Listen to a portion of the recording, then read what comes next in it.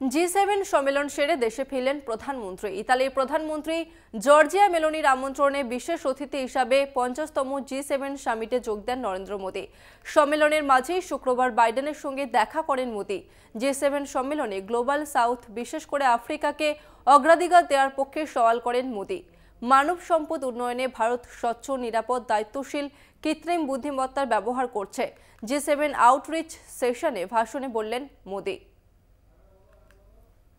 ইতালিতে G7 সম্মেলন থেকে দেশে ফিরলেন নরেন্দ্র মোদী।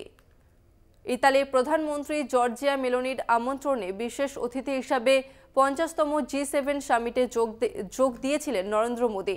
সম্মেলনের মাঝেই শুক্রবার বাইডেনের সঙ্গে দেখাও করেন নরেন্দ্র মোদী। G7 সম্মেলনে গ্লোবাল সাউথ, বিশেষ করে আফ্রিকাকে অগ্রাধিকার দেওয়ার পক্ষে সওয়াল করেন মোদী। মানব সম্পদ উন্নয়নে ভারত স্বচ্ছ, নিরাপদ, দায়িত্বশীল কৃত্রিম বুদ্ধিমত্তার ব্যবহার করছে। G7 আউটরিচ সেশনে ভাষণে এমনটাই বললেন প্রধানমন্ত্রী নরেন্দ্র মোদী।